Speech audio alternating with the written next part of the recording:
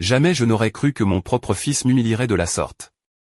Pourtant, me voilà, Élodie Dubois, 62 ans, à genoux, une serpillière à la main, frottant les sols en marbre de l'entreprise de mon fils au cœur de la nuit lyonnaise, simplement pour joindre les deux bouts.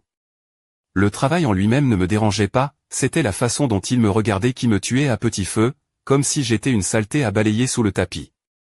Ce soir-là, devant ses amis investisseurs, le spectacle a atteint son paroxysme. Il a ri, m'a arraché la serpillière des mains et l'a jetée à travers la pièce. Il s'est moqué de moi, disant que je ne savais même pas comment nettoyer correctement, avant de me jeter un « tu es viré », cinglant, comme si c'était la meilleure blague de l'année, comme si ma vie entière était une farce. Je n'ai pas discuté. Je n'ai pas supplié. J'ai simplement pris mon vieux manteau, j'ai tourné les talons et je suis parti pour ne jamais revenir. Ce qu'il ignorait, c'est qu'une telle douleur ne brise pas une mère comme moi. Elle la forge, la transforme en acier trempé. 1 an plus tard, je signais l'acte de propriété pour l'intégralité de l'immeuble, celui-là même où son bureau, à moitié vide et en quête désespérée de financement, se trouvait encore. Aujourd'hui, il est venu me voir, son CV à la main. Et j'ai enfin pu lui dire la phrase que je gardais en moi depuis 1 an. Dis-moi, mon fils, est-ce que tu te débrouilles bien avec les sols? La tour céleste, ce géant de verre et d'acier, scintillait sous les lumières de Lyon, un joyau moderne planté dans le quartier de la Pardieu. De l'extérieur, c'était le symbole parfait de la réussite, propre, élégant, ambitieux. Je connaissais chaque recoin de cet endroit mieux que quiconque. Après tout, j'avais passé les 2 dernières années à nettoyer chaque surface, chaque angle, chaque empreinte laissée par des chaussures de luxe sur le marbre poli. Il était 21h quand je suis arrivé, comme tous les soirs. Mon service de nuit commençait lorsque les lumières des bureaux s'éteignaient et que les employés rentraient chez eux, retrouvant leur famille, leur vie qui n'incluait pas de passer la serpillière jusqu'à 5h du matin. Mais je ne me plaignais pas. Ce travail me permettait d'être proche d'Antoine, mon fils unique, même s'il préférait feindre de ne pas me connaître lorsque nos chemins se croisaient dans les couloirs. Je m'appelle Élodie Dubois, j'ai 62 ans. Veuve depuis 5 ans, et avant de devenir agent d'entretien de nuit, j'ai été institutrice pendant 30 ans. Il y a des nuits où, en astiquant ces bureaux high-tech, je me souviens de l'odeur des feutres et du son des rires d'enfants qui emplissaient ma salle de classe. C'était une autre époque, un temps où je me sentais utile, valorisé, nécessaire. Ce soir-là, cependant, quelque chose était différent. Les lumières du 12e étage, où se trouvait le bureau d'Antoine, Avenir Tech, étaient toujours allumées. Je pouvais entendre des voix et des rires filtrés à travers les portes vitrées. Une réunion tardive, ai-je supposé. Antoine avait mentionné quelque chose à propos d'investisseurs potentiels lors de l'une de nos rares et brèves conversations téléphoniques. J'ai décidé de commencer par les étages inférieurs et de garder le 12e pour la fin, en espérant que d'ici là, la réunion serait terminée. Je ne voulais pas le déranger, et surtout, je ne voulais jamais être un obstacle sur le chemin de cette réussite qu'il désirait tant point. En poussant mon chariot de nettoyage dans le hall, je n'ai pu m'empêcher de penser à la façon dont j'en étais arrivé là. Après la mort de Jean-Pierre, mon mari, le monde m'a semblé trop grand et trop vide. Ma petite retraite d'enseignante ne suffisait pas, et nos économies s'étaient évaporées entre les frais médicaux et les dettes que Jean-Pierre m'avait cachées, par fierté sans doute. Antoine venait tout juste de lancer sa start-up et je voyais la pression dans ses yeux chaque fois que nous parlions d'argent. C'est alors que j'ai pris la décision. Je lui ai dit que je voulais aider, que je pouvais travailler à mi-temps dans son bureau à des tâches administratives. Il avait ri. Pas méchamment, mais avec ce rire gêné qu'il réservait aux situations qui le rendaient vulnérable. Il m'avait expliqué que ce n'était pas possible, qu'il avait une image à maintenir. L'image. Ce mot était devenu le centre de toutes nos conversations. Son image, sa réputation, sa marque personnelle. Comme s'il était un produit plutôt qu'une personne. Mais j'ai insisté, et nous avons finalement trouvé un accord. Je travaillerai de nuit, pour nettoyer les bureaux. Ainsi, je pourrais l'aider financièrement et être proche de lui sans compromettre son précieuse image. Au début, j'ai cru que c'était la solution parfaite. J'avais un travail, un but, et je contribuais à sa réussite d'une manière qu'il pouvait accepter. Mais avec le temps, j'ai commencé à réaliser que pour lui, je n'étais plus sa mère qui travaillait dans l'immeuble. J'étais simplement la femme de ménage. Ce soir-là, alors que je montais étage par étage, la réunion au 12e semblait s'éterniser. J'ai décidé de nettoyer les sanitaires du 11e en attendant. C'est là que j'ai entendu quelque chose qui m'a glacé le sang. C'était la voix d'Antoine, claire et nette, provenant de la cage d'escalier de secours. Il parlait avec quelqu'un, probablement l'un des investisseurs, et son ton était celui qu'il utilisait pour impressionner, confiant, un peu vantard. Il expliquait qu'ils maintenaient l'immeuble dans un état impeccable, qu'ils avaient le meilleur service de nettoyage de la ville. Il y eut une pause, puis une voix inconnue a posé une question que je n'ai pas pu distinguer. La réponse d'Antoine, cependant, a résonné en moi comme un coup de tonnerre. Il a ri, un petit rire dédaigneux. Il a dit que la femme de ménage, elle n'était qu'une employée, qu'elle faisait son travail et puis s'en allait, il ne la connaissait pas vraiment. La serpillière m'a glissé des mains et s'est écrasée sur le sol dans un bruit métallique qui a fendu le silence du couloir. Le monde s'est arrêté. Ces mots rebondissaient dans mon esprit comme des échos dans une caverne vide. Astérisque juste notre concierge. Je ne la connais pas vraiment. Astérisque 62 ans de vie, 30 ans d'enseignement, 5 ans de veuvage, 2 ans à nettoyer son immeuble chaque nuit, et pour lui, j'étais juste une inconnue avec une serpillière. J'ai ramassé mon outil avec des mains tremblantes et j'ai continué mon travail, mais quelque chose s'était brisé. Une fissure, petite mais profonde, s'était ouverte dans ma poitrine. Et à chaque passage de la serpillière, cette fissure s'élargissait. Une heure plus tard, quand je suis finalement monté au 12e étage, la réunion battait encore son plein. À travers les portes vitrées, je pouvais voir Antoine, gesticulant avec animation devant un parterre d'hommes et de femmes tirés à 4 épingles. J'ai décidé de nettoyer les parties communes rapidement, en me faisant la plus discrète possible. Mais le destin en avait décidé autrement. Je passais la serpillière près de la salle de conférence quand la porte s'est ouverte brusquement. Un homme d'un certain âge, en costume impeccable, est sorti et a failli me percuter. J'ai murmuré des excuses, reculant instinctivement avec mon chariot. Il m'a répondu avec un sourire aimable qu'il n'y avait pas de mal, me demandant si je travaillais tard. Avant que je puisse répondre, Antoine est apparu derrière lui. Son expression a changé instantanément en me voyant. Ses yeux se sont remplis de cette chose que je connaissais si bien, la honte. Il a bafouillé en essayant de me présenter à son contact, un certain monsieur Roche. Il a fini par lâcher que j'étais Élodie, notre employée d'entretien. Pas sa mère. Pas Élodie Dubois. Juste une fonction. Monsieur Roche m'a adressé un signe de tête poli avant de se tourner vers Antoine, le félicitant pour l'excellent service et la propreté irréprochable des lieux. Antoine a marmonné quelques mots, clairement mal à l'aise, me demandant si je pouvais finir plus tard, car ils étaient en pleine réunion importante. Il y avait dans son ton une dureté nouvelle qui m'a fait reculer. Mais avant que je puisse obtempérer, d'autres investisseurs ont commencé à sortir. Une jeune femme, vêtue d'un blazer rouge carmin qui mettait en valeur sa silhouette élancée et ses cheveux noirs de jet coupés au carré, s'est approchée. Ses talons aiguilles claquaient sur le marbre avec une assurance redoutable. Elle a commencé à poser une question à Antoine, puis s'est arrêtée net en me voyant. Elle s'est excusée, disant qu'elle ne savait pas qu'il y avait quelqu'un. Antoine a répliqué vivement que ce n'était rien, juste le personnel de nettoyage, et que j'étais sur le point de partir. Astérisque juste le personnel de nettoyage, astérisque les mots m'ont frappé comme des gifles. À cet instant, quelque chose a cédé en moi. Pas avec un bruit fracassant, mais dans le silence terrible d'une digue qui retenait trop de poids depuis trop longtemps. La femme au blazer rouge a froncé les sourcils, l'air perplexe.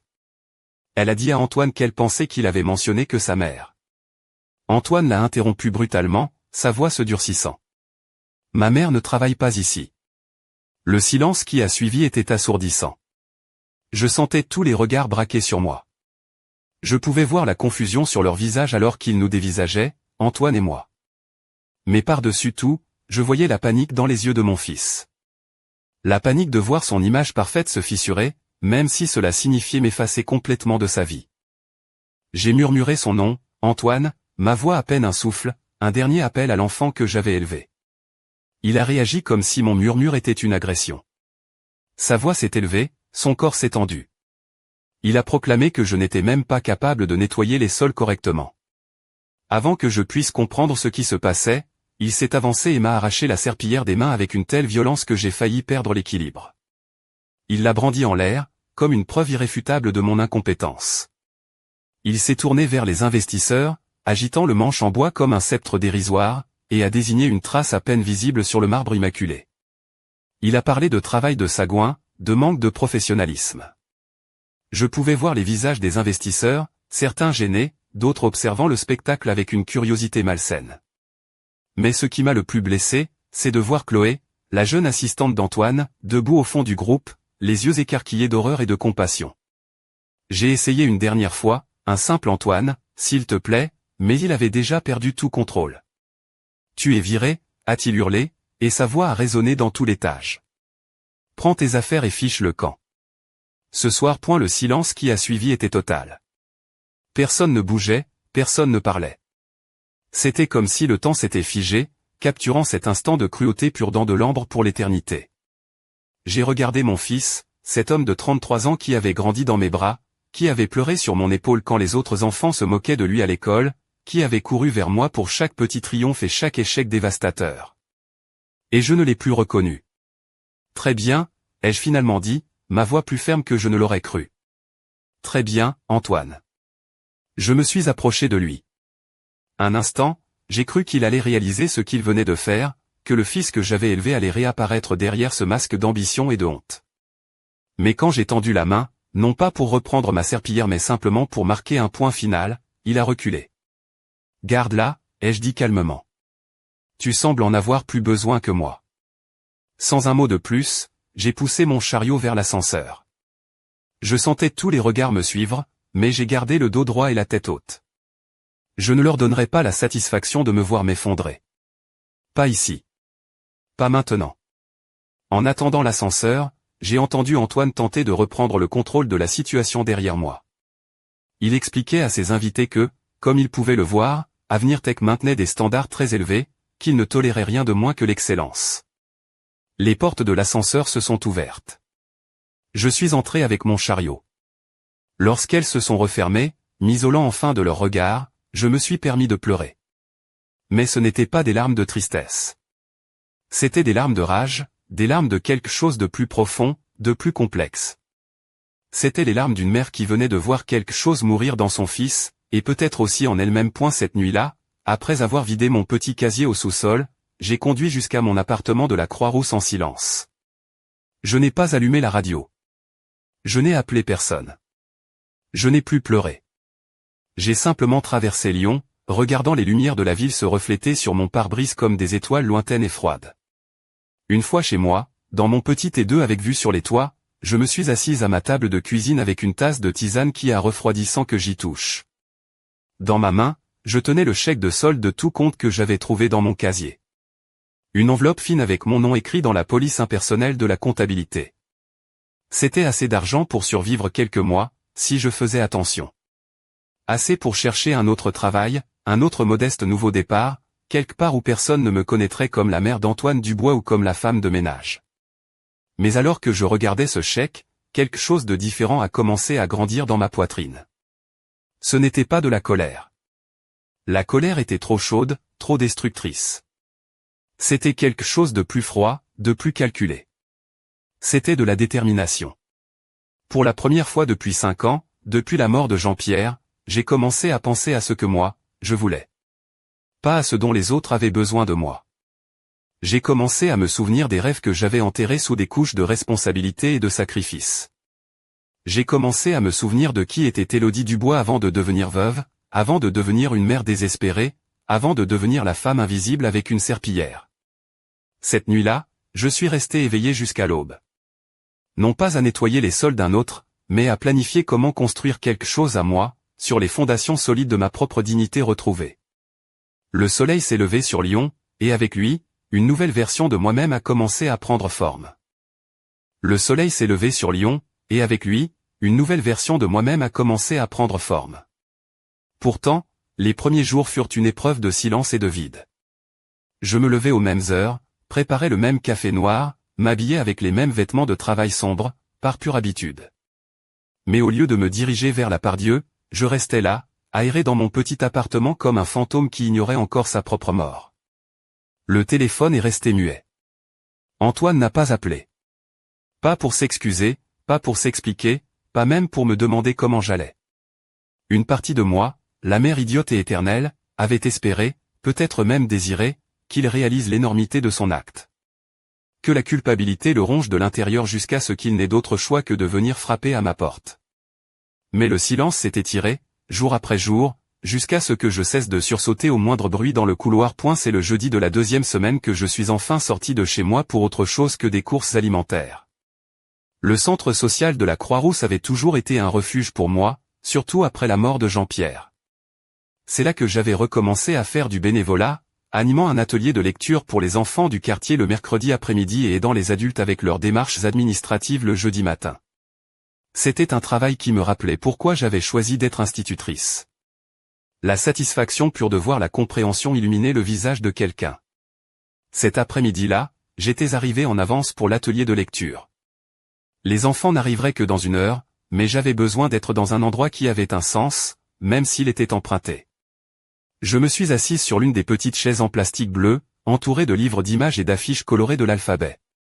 Pour la première fois en 2 semaines, je me sentais presque moi-même. C'est une voix rocailleuse et familière qui m'a tiré de ma rêverie. Je feuilletais Max et les Maxi-monstres sans vraiment le lire. En levant les yeux, j'ai vu un homme s'approcher, un grand sourire sur un visage que le temps avait buriné.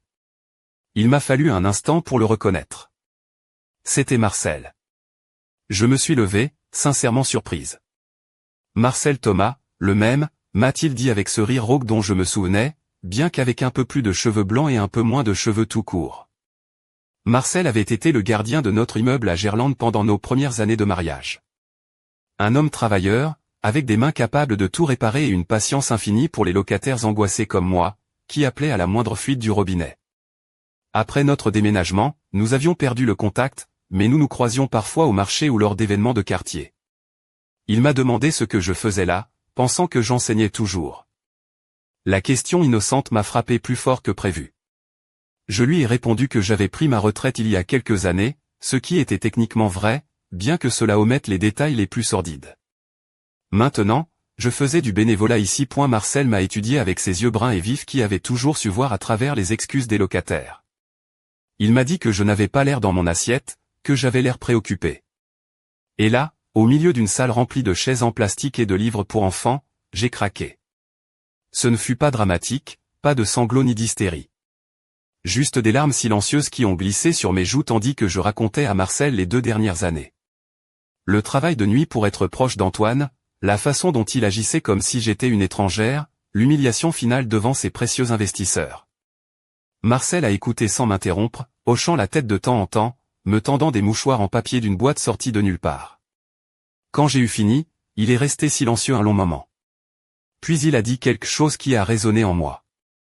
Il trouvait ça bizarre qu'un homme qui avait bâti une entreprise à partir de rien ne comprenne pas la valeur du travail, du vrai travail. J'ai murmuré que ce n'était pas ça, qu'il avait honte de moi, de mes origines modestes, qu'il voulait être quelqu'un d'autre. Marcel a concédé que c'était peut-être vrai, mais que ce n'était pas une raison pour que je doive disparaître afin qu'il se sente plus à l'aise. Ces mots sont restés avec moi pendant les jours suivants. Marcel avait insisté pour que nous prenions un café cette semaine-là, et nous avons progressivement commencé à passer plus de temps ensemble. Il avait des histoires fascinantes sur ses décennies à gérer des propriétés, et j'ai découvert que j'avais plus de questions que je ne l'aurais cru. Je lui ai demandé comment il avait su qu'il voulait faire ça. Il a admis qu'il ne le savait pas, qu'il avait commencé parce qu'il avait besoin d'un travail et qu'il était bon de ses mains. Mais avec le temps, il avait réalisé qu'il ne faisait pas que réparer des choses. Il aidait les gens à se sentir en sécurité chez eux. Il y avait de la dignité là-dedans. La dignité. Ce mot a tourné en boucle dans mon esprit pendant des jours. C'est Marcel qui m'a suggéré d'envisager la gestion immobilière. Il m'a dit que j'avais le tempérament pour ça, la patience, le souci du détail, la capacité à gérer les gens. Et après 30 ans d'enseignement, je savais comment faire en sorte que les gens se sentent valorisés. Au début, l'idée m'a semblé absurde. Moi, gérer des immeubles? Mais Marcel a commencé à m'enseigner les bases lors de nos après-midi. Il m'a montré comment lire un bail, comment évaluer l'état d'un bâtiment, comment budgétiser les réparations et l'entretien. Il insistait sur le fait que ce n'était pas si différent de la gestion d'une salle de classe. Sauf qu'à la place des enfants, il y avait des locataires, et à la place des devoirs, des factures de charges. 3 semaines après mon licenciement, quelque chose d'inattendu est arrivé dans ma boîte mail.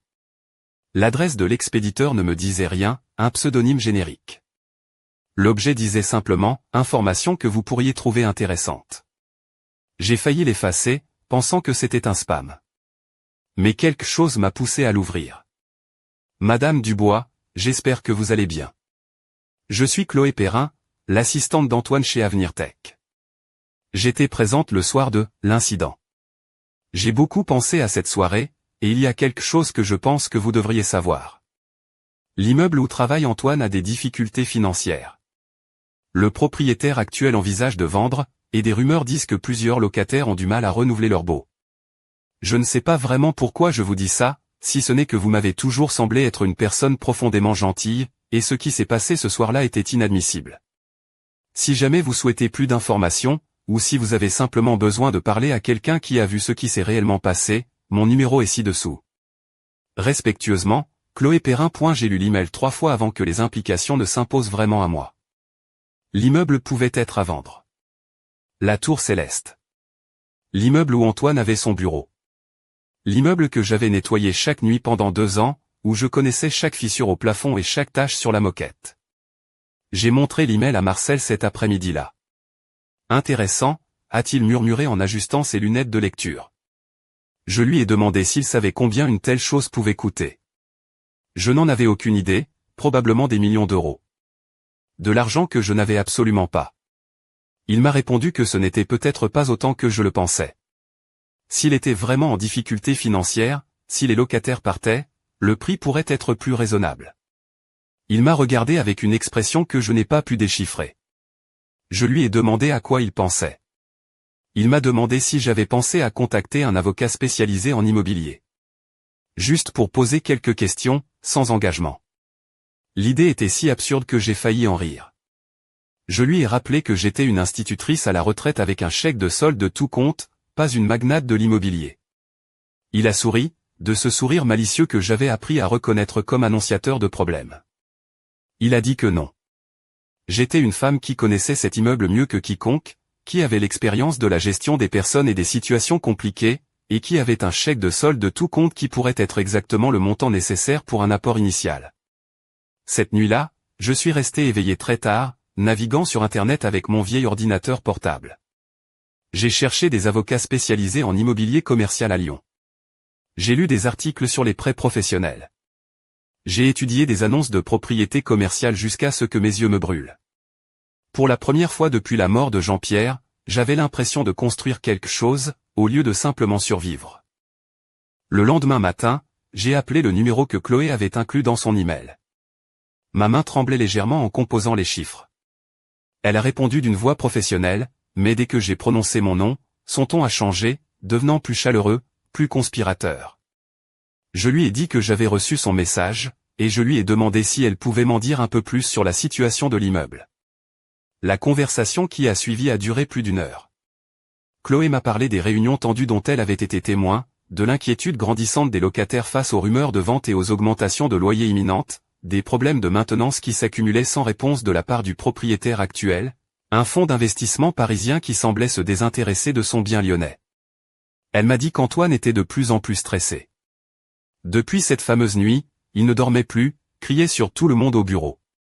Elle pensait qu'il réalisait qu'il avait fait quelque chose de terrible. Je lui ai demandé pourquoi elle me racontait tout ça. Il y a eu une longue pause. Elle m'a répondu que j'étais la seule personne dans cet immeuble qu'il avait toujours traité comme un être humain. Antoine, m'a-t-elle avoué, ne la voyait que comme son assistante, une extension de son ordinateur. Mais moi, je lui demandais toujours comment elle allait, je me souvenais des petites choses qu'elle me disait sur sa famille. Je la voyais, tout simplement. Après avoir raccroché, je suis resté assise dans ma cuisine, regardant les notes que j'avais prises. Des chiffres, des dates, des noms d'autres locataires, des détails sur des baux. Pour la première fois depuis des semaines, j'ai appelé Antoine. Je suis tombé sur sa messagerie vocale. D'une voix que j'espérais calme, je lui ai laissé un message. Je lui ai dit que c'était sa mère, que je voulais juste qu'il sache que j'allais bien, que je commençais quelque chose de nouveau, quelque chose qui, je le pensais, allait me rendre très heureuse. J'ai ajouté que j'espérais sincèrement qu'il trouverait, lui aussi, son bonheur. J'ai raccroché et j'ai immédiatement cherché le numéro de Maître Mercier, l'avocat spécialisé en immobilier que j'avais trouvé en ligne la nuit précédente. Selon les avis, il était réputé pour son travail avec des primo-accédants et pour sa capacité à expliquer les choses de manière compréhensible. Il était temps d'arrêter de nettoyer les sols des autres et de commencer à construire sur les miens. Le cabinet de Maître Mercier se trouvait au 2e étage d'un immeuble en pierre de taille dans le quartier d'Enay, le genre d'endroit qui avait dû être un hôtel particulier au 19e siècle et qui abritait maintenant des galeries d'art et de petits cabinets d'avocats. En montant les escaliers en bois qui craquaient doucement sous mes pieds, j'ai eu l'impression de grimper vers une version de moi-même que je ne connaissais pas encore. L'homme qui m'a reçu était plus jeune que ce que j'avais imaginé d'après sa voix au téléphone, probablement de l'âge d'Antoine. Grand, avec des cheveux châtains légèrement en désordre et des yeux d'un bleu perçant qui semblaient tout analyser. Il portait un costume bien coupé, mais sans cravate, ce qui lui donnait un air à la fois sérieux et accessible. Il y avait dans sa façon de parler une assurance tranquille qui m'a immédiatement mis à l'aise. Il n'utilisait pas de jargon juridique inutile et ne me faisait pas sentir stupide lorsque je posais des questions basiques. Après que je lui ai expliqué ma situation, il a résumé, donc, si je comprends bien, vous voulez acheter l'immeuble où votre fils a son bureau. J'ai senti le rouge me monter aux joues. J'ai admis que je savais comment cela pouvait paraître, comme une vengeance ou quelque chose du genre, mais que ce n'était pas le cas. C'était simplement que je connaissais cet immeuble, que je m'en étais occupé pendant 2 ans et que je pensais pouvoir le faire mieux que le propriétaire actuel. Maître Mercier m'a étudié un instant, puis un sourire a éclairé son visage. Il m'a dit qu'en 10 ans de pratique du droit immobilier, il avait vu des motivations bien pires pour acheter une propriété. Une connaissance intime d'un bâtiment, a-t-il ajouté, était en fait un avantage considérable. Au cours des 2 heures suivantes, il m'a initié au processus d'achat d'un bien immobilier commercial. C'était plus compliqué que je ne l'avais imaginé, inspection, évaluation, analyse de flux de trésorerie, conditions de financement. Mais ce n'était pas impossible, surtout, a-t-il souligné, si le vendeur était motivé.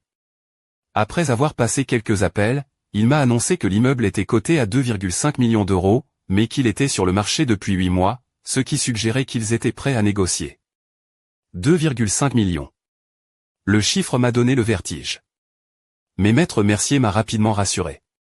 Avec les revenus locatifs qu'il m'a décrits et un apport de 20%, les chiffres pouvaient fonctionner, surtout si je trouvais des moyens d'augmenter le taux d'occupation ou d'améliorer la gestion. 20%. 500 000 euros. Je devrais utiliser toutes mes économies, l'argent de l'assurance vie de Jean-Pierre. C'était terrifiant et exaltant à la fois. Il m'a dit de le laisser faire quelques recherches supplémentaires et de nous reparler la semaine suivante. Ce soir-là, j'ai appelé Marcel et je lui ai raconté mon rendez-vous. 500 000, a-t-il sifflé au téléphone. C'est beaucoup d'argent, Élodie. Je lui ai dit que je le savais, que j'étais peut-être folle.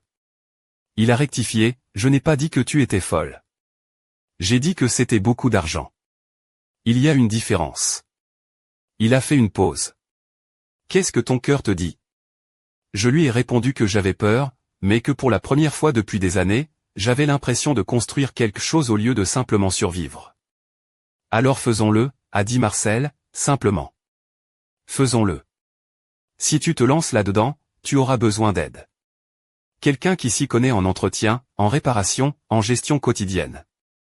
Et il se trouve que je connais un gars à la semi-retraite qui cherche quelque chose d'intéressant à faire. C'est ainsi que Marcel Thomas est devenu mon associé de fait avant même que j'aie signé le moindre papier. À eu cours des semaines suivantes, nous avons élaboré ce que nous appelions généreusement un plan d'affaires.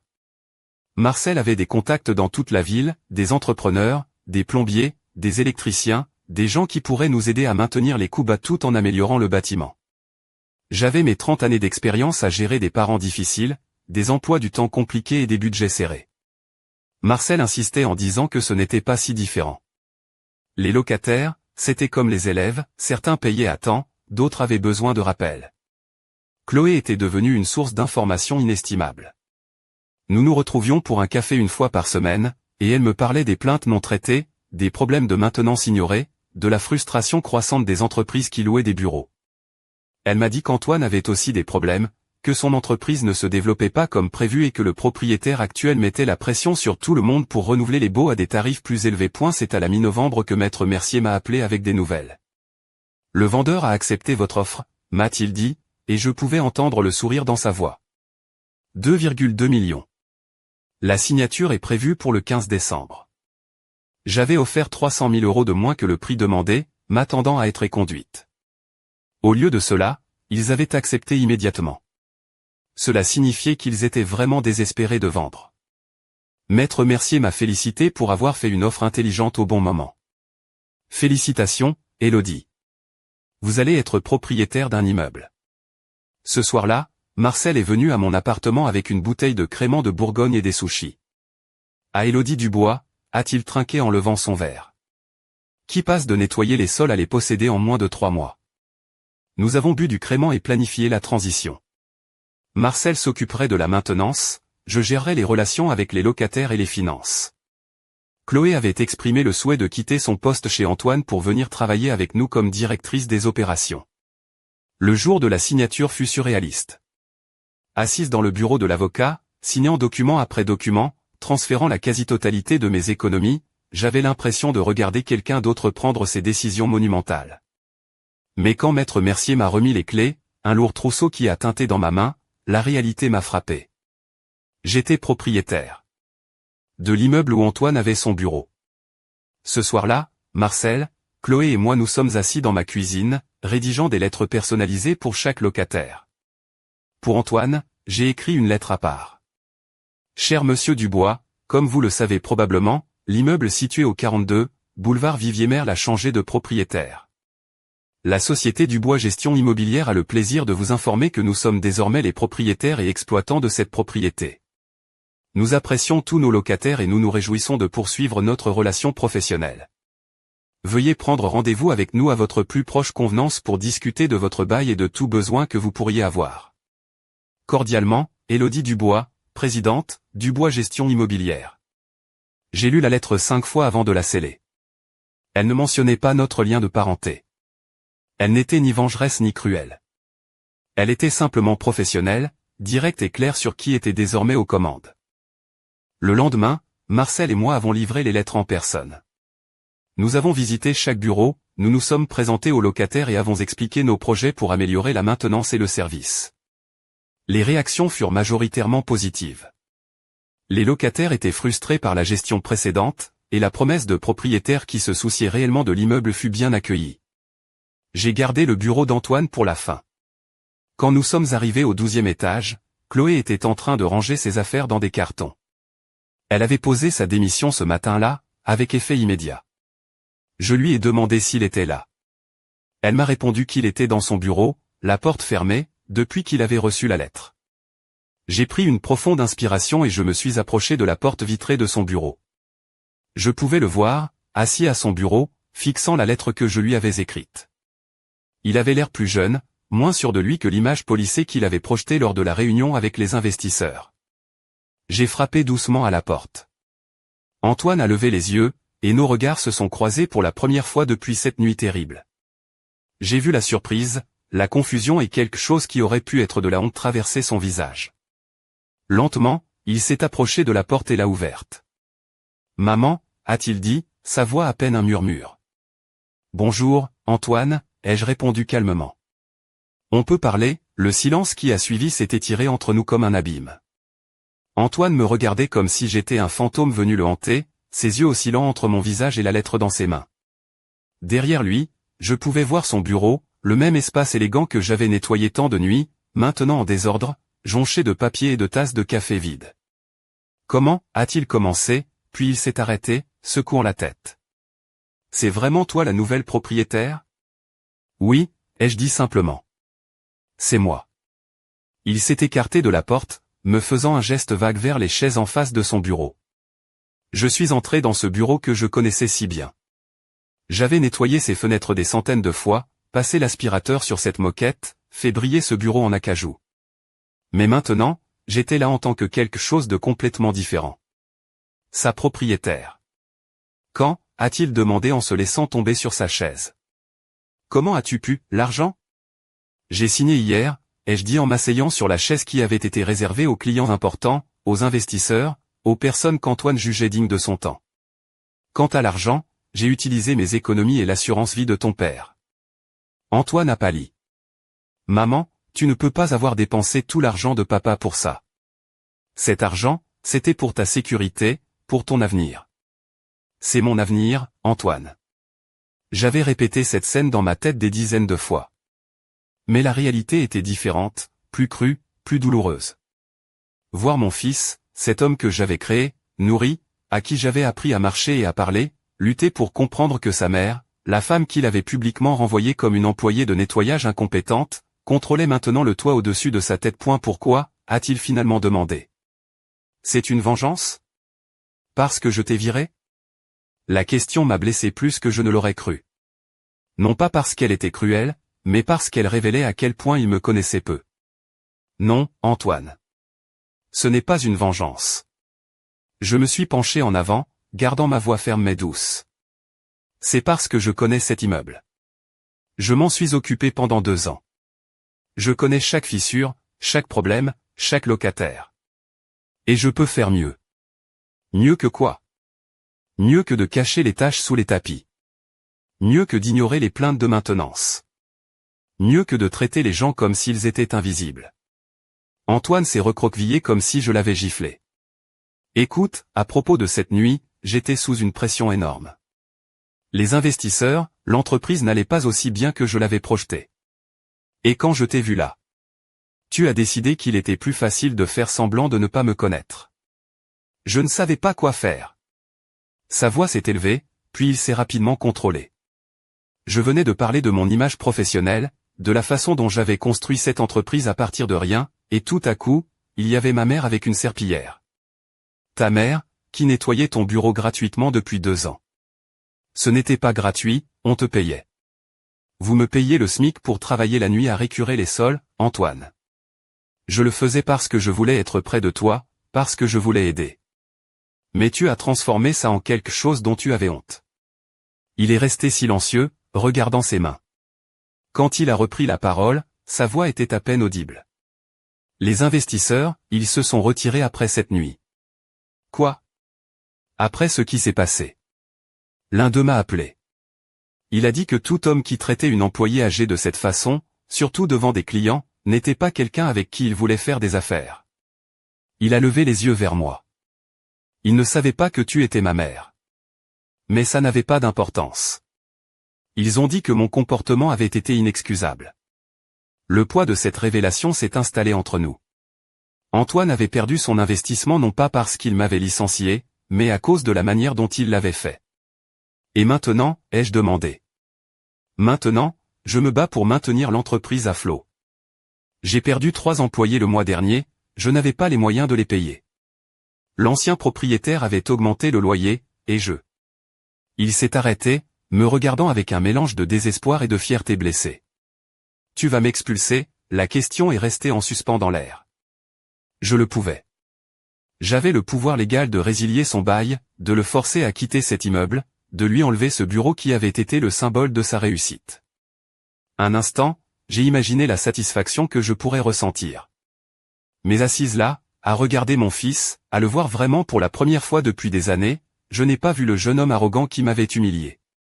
J'ai vu un homme de 33 ans qui avait peur, qui avait pris de terribles décisions et qui en payait les conséquences. Non, ai-je dit finalement. Je ne vais pas t'expulser. Un soupir de soulagement a parcouru tout son corps. Mais, ai-je continué, les choses vont changer. Cet immeuble va être géré différemment. Avec respect, professionnalisme et une réelle attention aux besoins de tous les locataires. Je comprends, a-t-il dit rapidement. Tout ce que tu veux, tous les changements. Il y a autre chose, Antoine. J'ai pris une profonde inspiration, sachant que ce que j'allais dire allait tout changer entre nous. Ton entreprise est en difficulté, n'est-ce pas? Financièrement. Il a hoché la tête à contre-cœur. Et combien d'employés te reste-t-il? 2. En plus de moi. Et Chloé vient de démissionner. Alors laisse-moi te faire une offre. Il m'a regardé avec méfiance. Quel genre d'offre? Un travail. Chez Dubois Gestion Immobilière. Un travail? La confusion était évidente dans sa voix. Quel genre de travail? Maintenance. Nettoyage. Petite réparation. Le genre de travail qui fait tourner un immeuble. Le choc sur son visage aurait été comique s'il n'avait pas été si douloureux à voir. Tu m'offres un travail de concierge? Je t'offre un travail honnête. Un travail qui a de la dignité et un but. Un travail qui t'apprendrait ce que signifie vraiment faire tourner quelque chose. Il s'est levé brusquement, commençant à faire les 100 pas dans son bureau. C'est incroyable. C'est absolument incroyable. Ma propre mère m'offre un travail de nettoyage de sol. Ta propre mère t'offre une chance d'apprendre ce qu'est le vrai travail. J'ai un diplôme de l'EM Lyon. J'ai construit une entreprise de technologie. Et cette entreprise est en train de couler parce que tu as valorisé l'image au-dessus de la substance. Parce que tu as traité les gens comme des ressources jetables.